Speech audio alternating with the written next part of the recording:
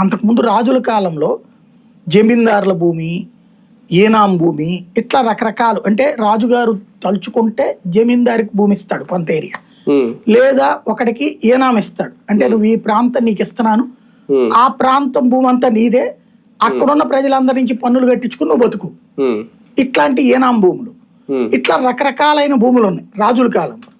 British వాళ్ళు దాన్నంతా ఒక ఘాటకి తెచ్చే ప్రయత్నంలో కూడా విఫలమయ్యారు. వాస్తవంగా బ్రిటిష్ వాళ్ళ మీద ప్రభుత్వ వ్యతిరేకత వచ్చిన కారణం కూడా అదే. ఎందుకని ఆ భూమి హక్కు జమీందారుకో లేకపోతే ఇంకొకరికో, ఆ జమీందారు ఎవరికో ఇచ్చి వ్యవసాయం చేపిస్తుంటే ఇది నీది కాదు అన్నప్పుడు రెగ్యులర్గా వ్యవసాయం చేసేవాడు నాది కాదని నువ్వెట్టంటావు అనేటటువంటి ఒక కోపం. అలా బ్రిటిష్ వాళ్ళ మీద వాళ్ళు పోరాటంలో భూములు కూడా ఒక పాత్ర పోషించినాయి. వాళ్ళు ఇంకొక బుక్స్ పెట్టుకొచ్చారు, అడంగల్ బుక్స్ ఇట్లాంటి. ఆ తర్వాత కాలంలో వచ్చినప్పుడు స్వతంత్రం వచ్చాక దీనికి ఒక విధానం ఈ రోజు వరకు దేశవ్యాప్తంగా తీసుకురాలి. ఏ రాష్ట్రానికి ఆ రాష్ట్రం ఉంది.